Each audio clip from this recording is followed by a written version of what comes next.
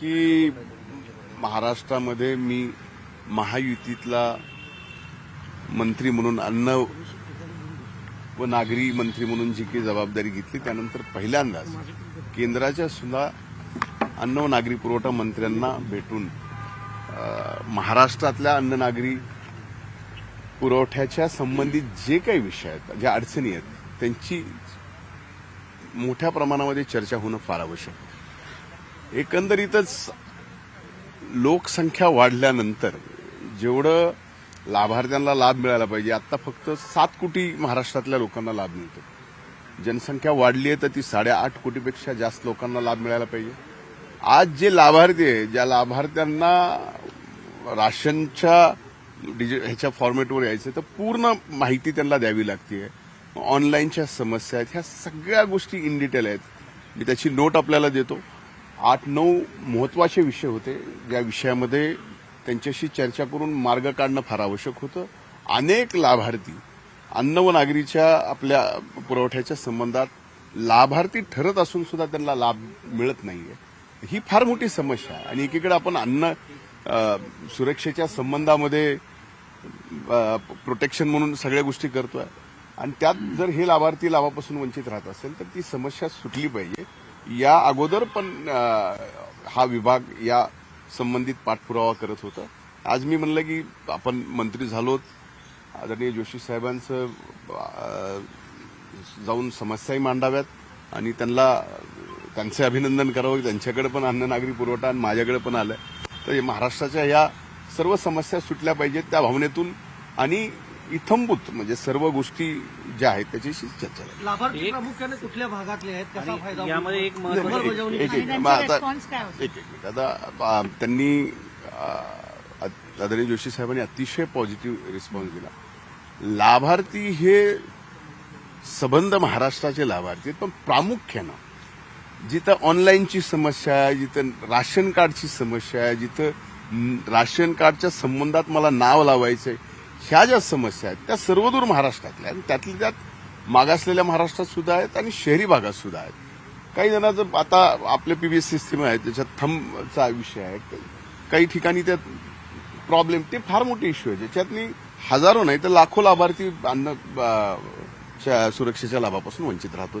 त्या सगळ्या गोष्टी सर्व्हर डाऊन पडतं अनेक वेळा जेव्हा लोक राशन घ्यायला जातात आणि तो समोरच्याची इच्छा असते राशन देण्याची, तो देऊ शकत नाही, हा घेऊ शकत नाही, अशी परिस्थिती रेशन कार्डच्या बाबतीत पाहायला मिळते. खरं आहे, ही अतिशय महत्वाची गोष्ट मी बोललात. त्याचा सुद्धा आमच्या चर्चेमध्ये फार उल्लेख झाला. सर्व्हर अनेकदा नाही तर बऱ्याचदा कायम बंद असतं. त्याच्यामुळं स्वाभाविक आहे की आम्ही मागणी करायची, त्यांनी घ्यायचा नाही. आणि महत्वाचं काय, आम्हाला जे महाराष्ट्राला आवंटन केलेलं धान्य आहे हे 7.5 कोटी 20 लाखाचं, 7 कोटी 20 लाख जनतेचं. आता लोकसंख्या वाढली आहे, त्याच्यामुळं लाभार्थ्याची संख्या पण वाढायला पाहिजे. आणि ज्या वेळेस या सर्व्हर डाऊनमुळं आम्ही माल म्हणजे राशन आम्हाला द्यायचं आहे, लोक घेऊ शकत नाही, त्या सगळ्या परिस्थितीत आम्हाला अडचणी आहेत. तर राशन घेणारे घेत नाहीत, त्याला अडचण सर्व्हर डाऊनची आहे, देणारा द्यायला तयार आहे आणि म्हणून त्याच्यामुळे आमची संख्या कमी गेली की मागच्या वेळेस तुम्ही मालच नाही उचलला.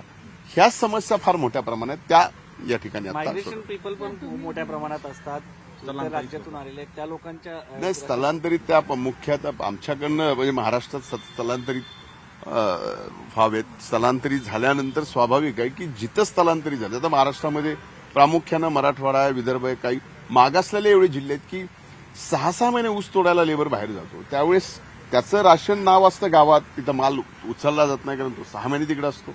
त्यावेळेस जिथं जाईल तिथं राशन मिळावं ते आता चालू झालंय, पण ते प्रामुख्यानं आणखीन व्यवस्थित चालू ठेवण्यासाठी या ठिकाणी दिल्लीतल्या काही इतर नेत्यांच्या भेटी घेणार आहात का? इतर कोणाच्या बैठकी घेण्याचा काय प्लॅन आहे का? देवेंद्रजी पण दिल्लीत येतात म्हणून हा प्रश्न आहे. मुख्यमंत्री येत आहेत. आता मला खरंच माननीय मुख्यमंत्री देवेंद्र भाऊ दिल्लीला येत आहेत हे मी दिल्लीला निघताना माहित नव्हतं. दिल्लीत आल्यावर कळालं की तेही या ठिकाणी दिल्लीच्या निवडणुकीच्या प्रचार सभेसाठी येतात. त्यामुळे जे विषय होता ते फक्त आदरणीय जोशी साहेबांना भेटून अन्न व नागरी पुरवठा मंत्रालयातील महाराष्ट्राच्या ज्या समस्या आहेत त्या समस्या त्यांच्यासमोर मांडून करोडो लाभार्थ्यांना आणखी जास्तीचा लाभ द्यावा एवढंच. 51 दिवस झाले सर, 51 दिवस माझी झाले. एक विनंती आपल्याला सगळ्यालाच, उत्तर पूर्ण होऊ द्या. अशी आपण पण घाई करू नका, मी पण घाई करत नाही. उत्तर लगेच असं म्हणजे बोला सर, बोला. त्यामुळं या संबंधित काय राजकीय विषय असते तर ते म्हणजे माझ्या अगोदर तुम्हालाच कळाले असते, मला काय ठरवायचं त्याच्या अगोदर मीडियालाच कळालं असतं. त्यामुळे 21व्या शतकात कुठली गोष्ट लपून आणि छपून हा विषय तुम्ही ठेवू देणार नाहीत, आमच्यासारखे ठेवणार नाही. त्यामुळे असा काही विषय नव्हता. फक्त अन्न नागरी पुरवठा मंत्रालयाच्या समस्येच्या बाबतीत आदरणीय जोशी साहेबांना जे की केंद्राचे अन्न नागरी पुरवठा मंत्री त्यांच्यासमोर मांडणं आणि त्याची सोडून करणं. 51 दिवस झाले मुंडे साहेब, अजूनही मस्साजोग प्रकरणातील आरोपी सापडलेला नाहीये, अजूनही ते फरारच आहे. त्या सगळ्याच्या बाबतीत मला या बाबतीत मी आपल्याला माहित असली या 51 दिवसामध्ये मी एकच गोष्ट बोललोय की जे सरपंच देशमुख यांची जी निर्गुण हत्या झाली आहे त्या सर्व जे कोणी हत्या करणार आहेत, जे कोणी दोषी असतील, जे तपासात सापडतील, जे कोणी त्यांना या ठिकाणी फासावर चढवा, मोठ्यातली मोठी शिक्षा द्या, ही माझी मागणी आहे. आता कोण किती दिवस फरार आहे ह्या सगळ्या गोष्टी आहेत.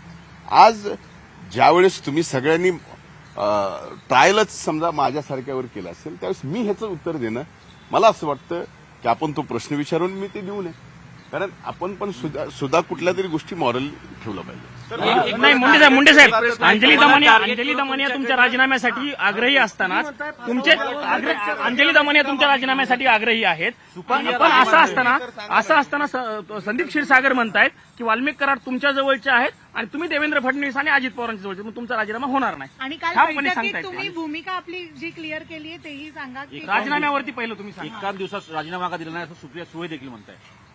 आता या बाबतीमध्ये धनंजय मुंडे या सर्व गोष्टीमध्ये माननीय मुख्यमंत्री महोदयांना, माननीय उपमुख्यमंत्री महोदयांना कुठं जर दोषी वाटत असतील तर त्यांनी राजीनामा मागावा, राजीनामा देणार.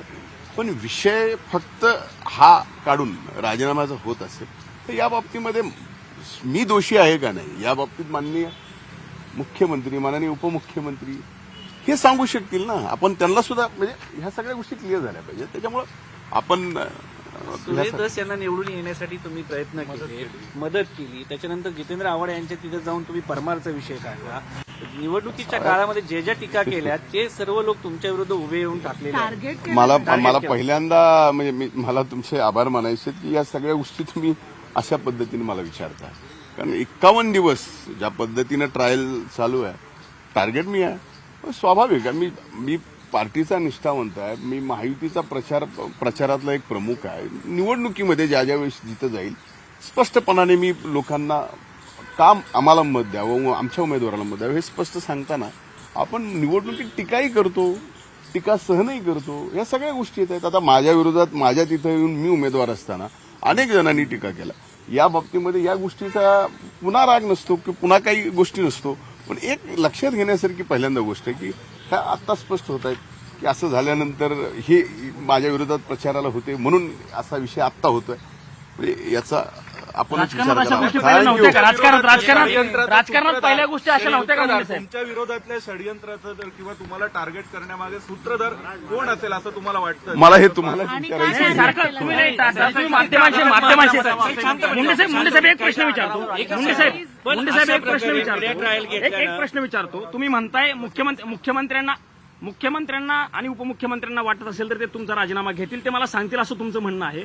पण तुम्हाला काय वाटतं, नैतिकता म्हणून तुम्ही राजीनामा देऊन या सगळ्याची चौकशी होईपर्यंत बाजूला राहायला पाहिजे असं तुम्हाला वाटतं का मंत्री म्हणून? एक मिनिट, माझी नैतिकता माझ्या लोकांच्या बद्दल प्रामाणिक आहे. जी गोष्ट घडली आहे त्या घटनेच्या बाबतीत मी जे बोललोय ते अतिशय प्रामाणिकपणाने बोललोय.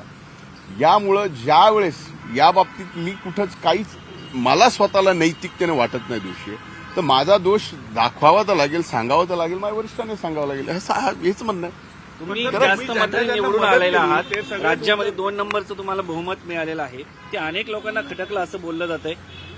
नाही, तुम्ही ह्या त्यांना गोष्टीचं मदत- माझा म्हणजे तुमचाच प्रश्न आणि तुम्हीच उत्तर द्यावं या बाबतीत मला काय ना काही गोष्टी न मुंडे बोलू. साहेब दादा उद्या बीडमध्ये येत आहेत याच्यासाठी दादांच्या टार्गेट स्वागताची केलं कशी जातंय. तयारी आणि काय म्हणजे असं कळतंय दादा दिल्ली बीडला तुम्ही येणार पण त्या पालकमंत्री मीटिंगमध्ये झाल्यावर. प्रेझेंट असणार आहेत आणि स्पीकरच्या तुमचे शाळेत. तुमचे उपमुख्यमंत्री तुमच्या पक्षाचे आहेत मी- आणि पालकमंत्री तयारी कशी आहे? आता या बाबतीमध्ये तयारीचा विषय मी तर दिल्लीत आहे पण आदरणीय दादा पालकमंत्री म्हणून बीड जिल्ह्याला पहिल्यांदाच येत आहेत. याच्या अगोदर त्यांचं ज्या ज्या जिम्मेदारीवर ते आले बीडला त्यावेळेस अभूतपूर्व आम्ही स्वागत केलं. पण आज उद्याची जी बैठक आहे ती पहिलीच डीपीडीसीची बैठक आहे आणि त्या बाबतीमध्ये तयारी वगैरे असा विषय काही नाही. आपण पाहतोय की आता उद्या जर अभूतपूर्व तयारी केली तर त्याच्यानंतर बातम्या काय येतील हे परवा दिवशीच्या आहे. ह्या आज मला माहीत असल्यामुळं उद्याच्या तयारीच्या बाबतीमध्ये फारशी काही तयारी केलेली नाही.